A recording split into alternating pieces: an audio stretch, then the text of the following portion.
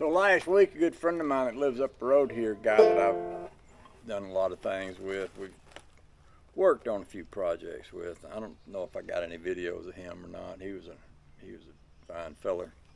He died.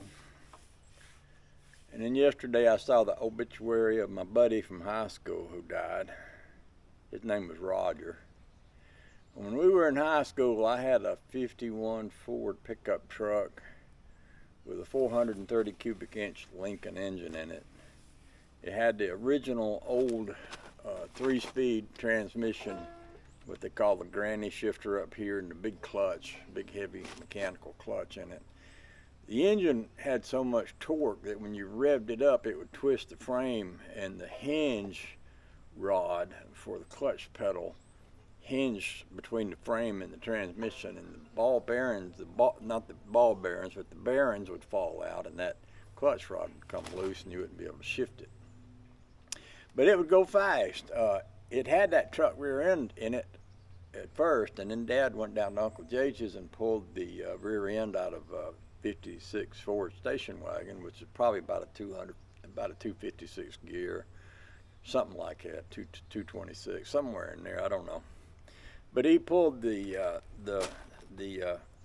trunk out, brought it home. We put it in that truck. That gave that truck quite a high gear, which meant that it would run, and the speedometer only went up to, I think, 90 on that. But I figured it out by calculating how fast I was going at a certain RPM. It did have a tach gauge in there, and then multiplying that by what it would be at if I got it completely wound up, and I figured up that it would do 160 miles an hour. Well, they was building Interstate 20 out to Douglas County, and it ended right there at Highway 5 back when I was still in high school.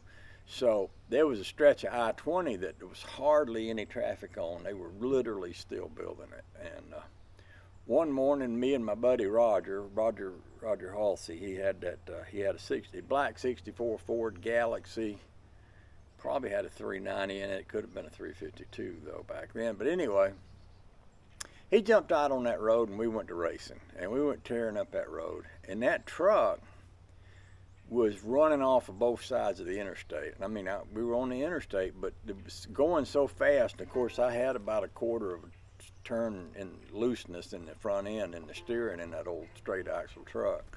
It was all I could do to keep between the lines. My girlfriend riding with me there, she's you know, just she's excited, let's just say that. And Roger was flying along, and I outran Roger all the way up to the exit ramp on that intersection there, not Thornton Road, but the one right there that goes down by where the old Tiger's Den used to be there in Douglasville. And I came off that ramp, and you know, I was braking the truck, slowing it down because you had to turn at the end of the ramp. Well, Roger come flying past me on the right side of the road on the ramp, and he made that corner on 2 wheels and took off on down the road toward the high school. And when I got to high school, I said, "Roger, what the heck you doing?" And he said, "I ain't got no brakes." Bless his heart, I miss Roger. I was hoping more than anything. Well, not more than anything, but I was really looking for Roger. I was looking on Facebook, you know, because nowadays sometimes you can go on Facebook and you find somebody from back when you was young that you lost track of.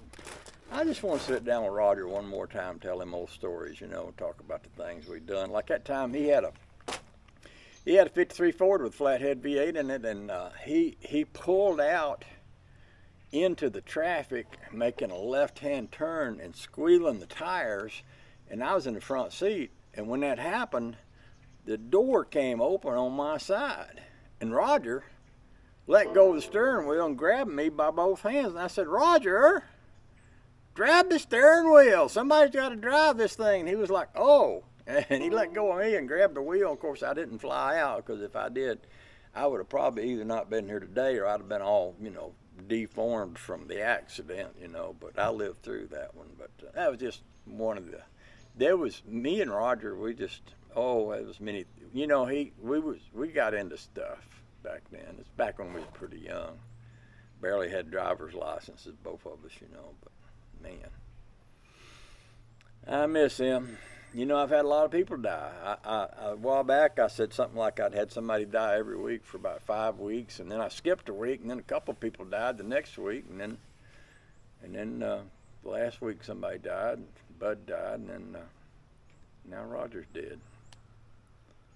And yeah, Roger's dead now.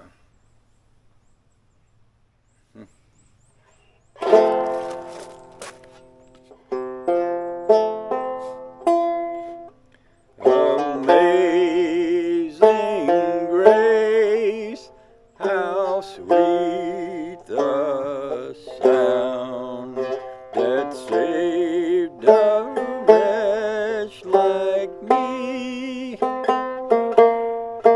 I once was lost, but now I'm found. I was blind, but now I see.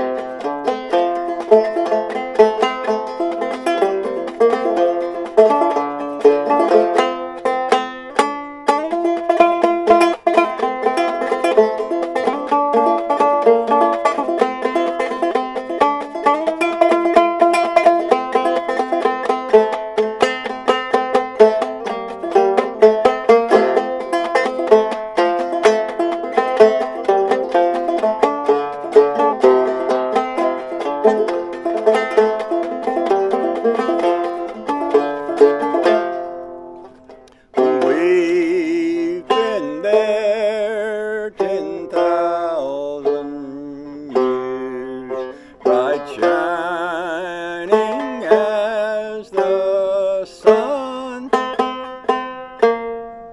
We've no less days to sing God's praise than when we first begun.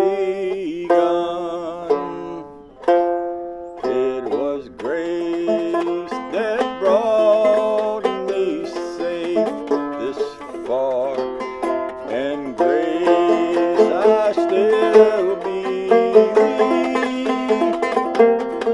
How precious was that grace, the hour I first believed.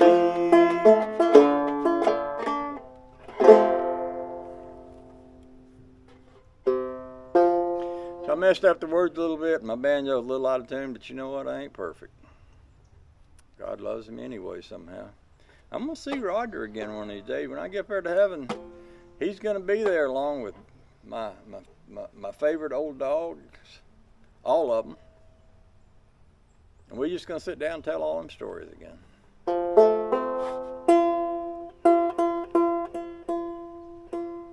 Y'all have a nice day.